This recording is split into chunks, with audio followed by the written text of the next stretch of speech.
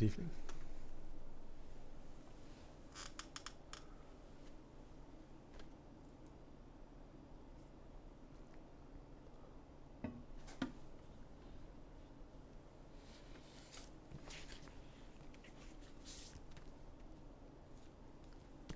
More Lovecraft.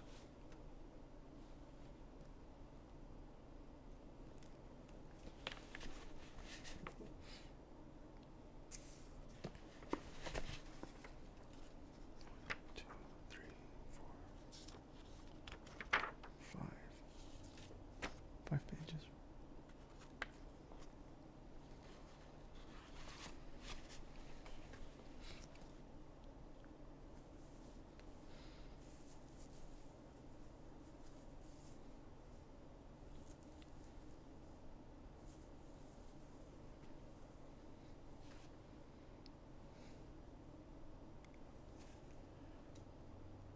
A Reminiscence of Dr. Samuel Johnson. The privilege of reminiscence, however rambling or tiresome, is one generally allowed to the very aged. Indeed, 'tis frequently by means of such recollections that the obscure occurrences of history and the lesser anecdotes of the great are transmitted to posterity.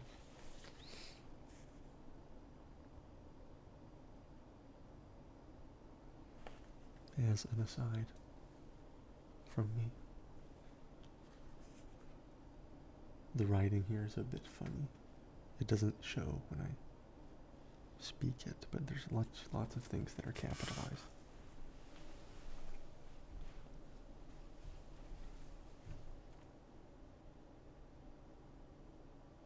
Can you see what I mean? The privilege of reminiscence, recollections, history, anecdotes of the great, posterity.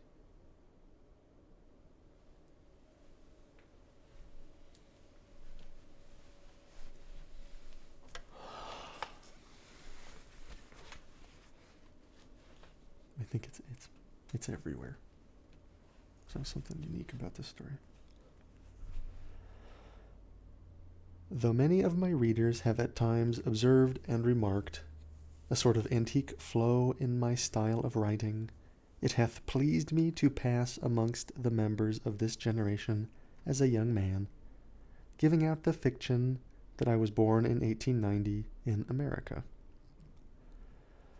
I am now, however, resolved to unburthen myself of a secret which I have hitherto kept through dread of incredulity, and to impart to the public a true knowledge of my long years, in order to gratify their taste for authentic knowledge, authentic information of an age with whose famous personages I was on familiar terms. Be it then known that I was born on the family estate in Devonshire, on the 10th day of August, 1690, or in the new Gregorian style of reckoning, the 20th of August, being therefore now in my 228th year. Coming early to London, I saw as a child many of the celebrated men of King William's reign, including the lamented Mr. Dryden, who sat much at the tables of Will's coffee house. With Mr. Addison and Dr. Swift, I later became very well acquainted, and was an even more familiar friend to Mr. Pope, whom I knew and respected till the day of his death. But since it is of my more recent associate, the late Dr. Johnson, that I am at this time desired to write, I will pass over my youth for the present.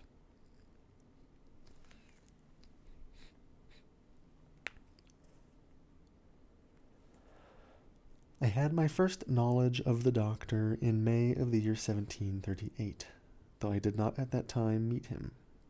Mr. Pope had just completed his epilogue to his satires, the piece beginning, "Not twice a twelvemonth you appear in print," and had arranged for its publication.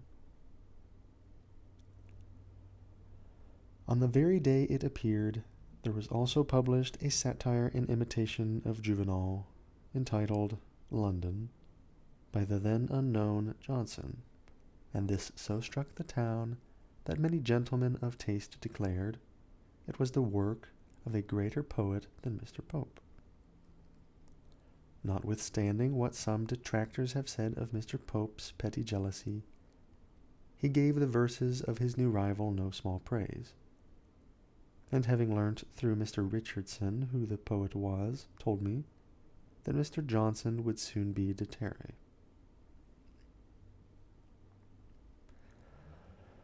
I had no personal acquaintance with the doctor till 1763, when I was presented to him at the Mitre Tavern by Mr. James Boswell, a young Scotchman of excellent family and great learning, but small wit, whose metrical effusions I have sometimes revised.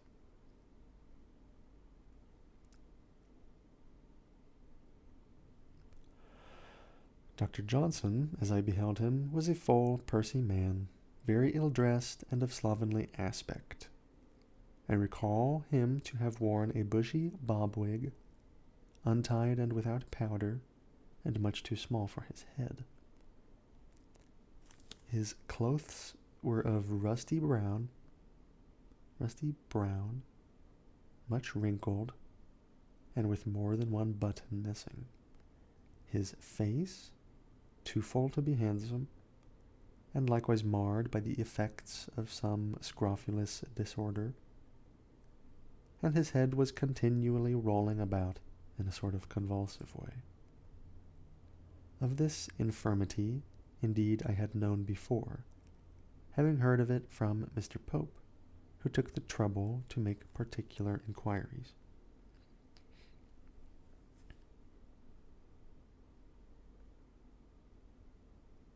All of the nouns are capitalized. As an aside from me, all of the nouns are capitalized. Like German. Back to the story.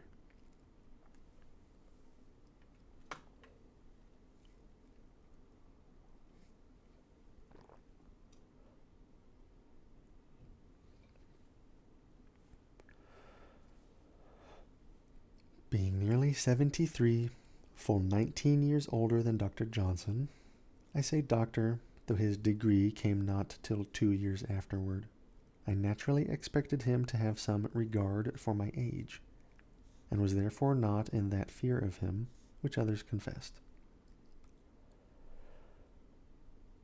On my asking him what he thought of my favorable notice of his dictionary in The Londoner, my periodical paper, he said, "Sir, I possess no recollection of having perused your paper, and have not a great interest in the opinions of the less thoughtful part of mankind."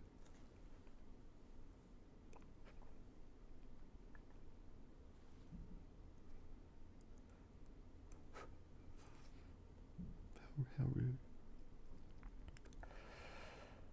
Being more than a little piqued at the incivility of one whose celebrity made me solicitous of his approbation, I ventured to retaliate in kind, and told him I was surprised that a man of sense should judge the thoughtfulness of one whose productions he admitted never having read. "Why, sir," replied Johnson, "I do not require to become familiar with a man's writings in order to estimate the superficiality of his attainments, when he plainly shews it by his eagerness to mention his own productions in the first question he puts to me."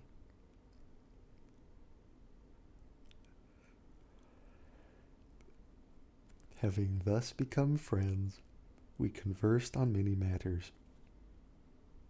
When, to agree with him, I said I was distrustful of the authenticity of Ossian's poems, Mr. Johnson said, "That, sir, does not do your understanding particular credit, for what all the town is sensible of is no great discovery for a Grub Street critic to make.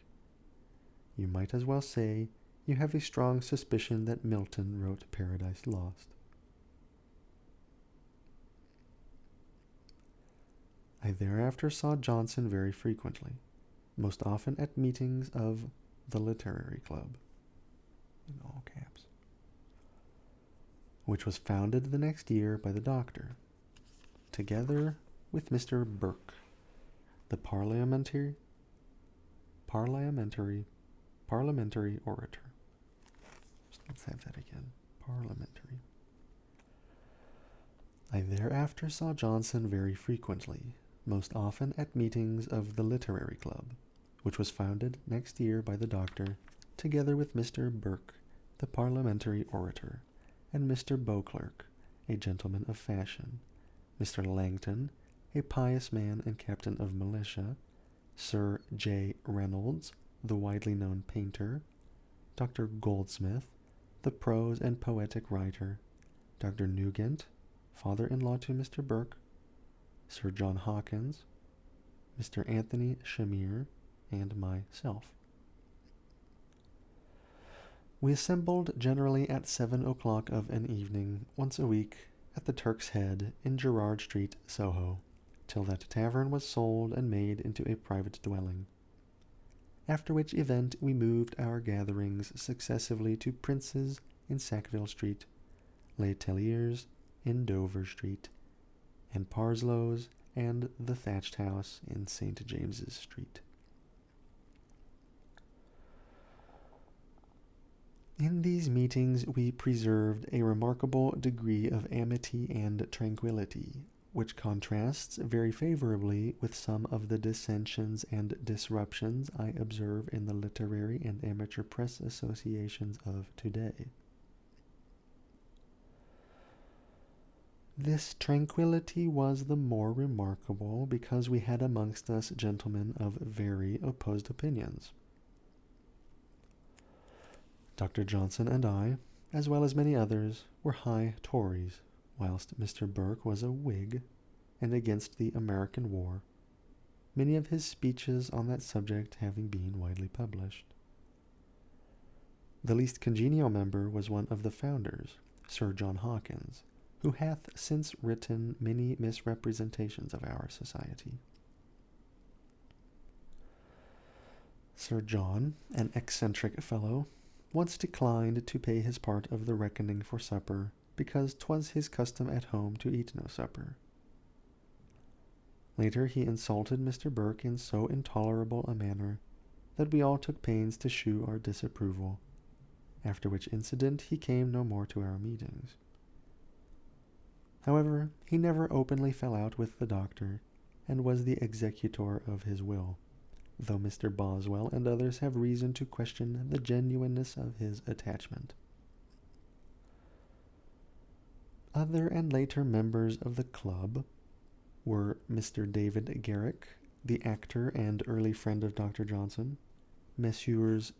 Tho and Jos Wharton, Dr. Adam Smith, Dr. Percy, author of The Reliques, Mr. Edward Gibbon, the historian, Dr. Burney, the musician, Mr. Malone, the critic, and Mr. Boswell.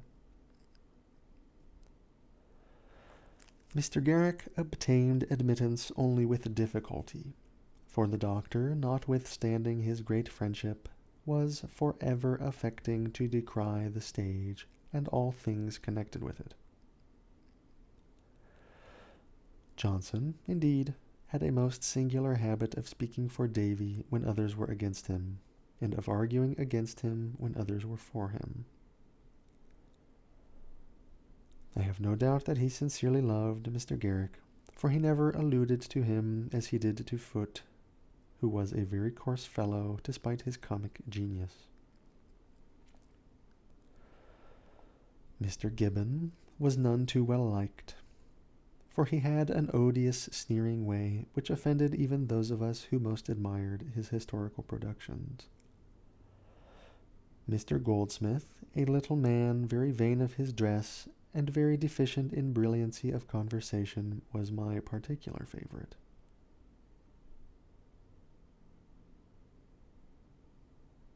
Since I was equally unable to shine in the discourse.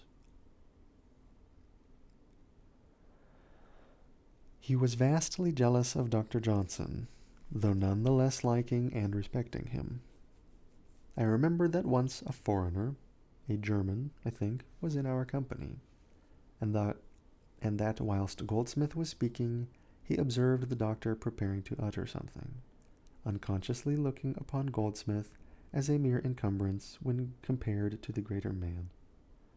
The foreigner bluntly interrupted him and incurred his lasting hostility by crying, "Hush, Dr. Johnson is going to speak."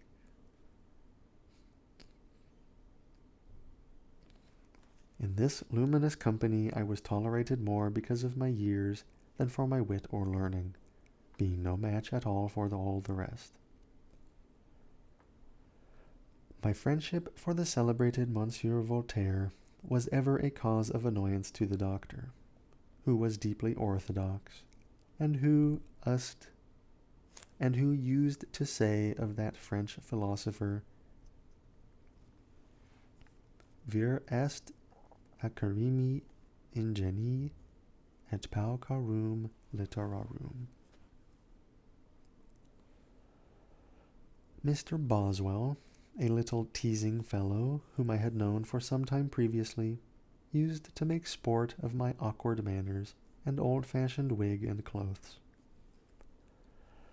Once coming in a little the worse for wine, to which he was addicted, he endeavored to lampoon me by means of an impromptu in verse, writ on the surface of the table, but lacking the aid he usually had in his composition, he made a bad grammatical blunder. I told him he should not try to pasquinade the source of his poesy. At another time, Bozzy, as we used to call him, complained of my harshness toward new writers in the articles I prepared for the monthly review. He said I pushed every aspirant off the slopes of Parnassus. "Sir," I replied, "you are mistaken. They who lose their hold do so from their own want of strength, but desiring to conceal their weakness, they attribute the absence of success to the first critic that mentions them." I am glad to recall that Dr. Johnson upheld me in this matter.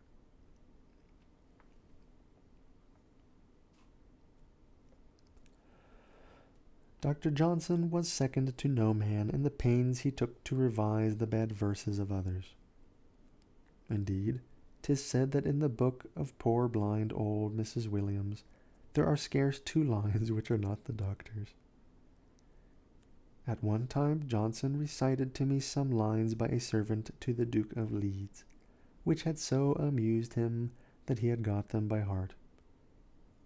They are on the Duke's wedding, and so much resemble in quality the work of other and more recent poetic dunces that I cannot forbear copying them.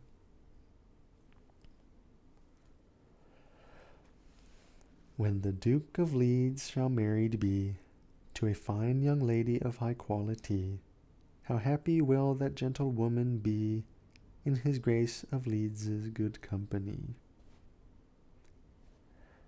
I asked the doctor if he had ever tried making sense of this piece, and upon his saying he had not, I amused myself with the following amendment of it.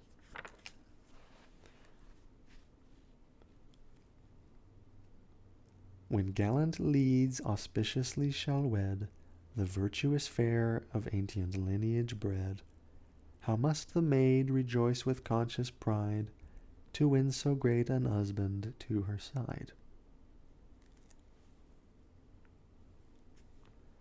On showing this to Dr. Johnson, he said, "Sir, you have straightened out the feet, but you have put neither wit nor poetry into the lines."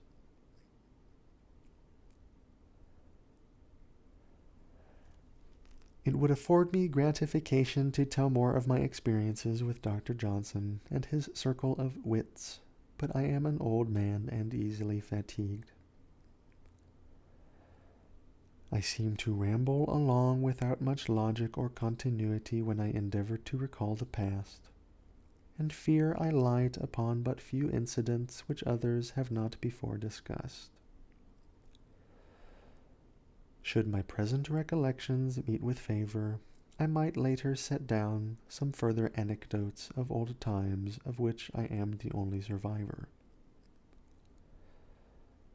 I recall many things of Sam Johnson and his club, having kept up my membership in the latter long after the doctor's death, at which I sincerely mourned. I remember how John Burgoyne, Esquire, the general, whose dramatic and poetical works were printed after his death, was blackballed by 3 votes, probably because of his unfortunate defeat in the American War at Saratoga. Poor John. His son fared better, I think, and was made a baronet. But I am very tired. I am old, very old, and it is time for my afternoon nap.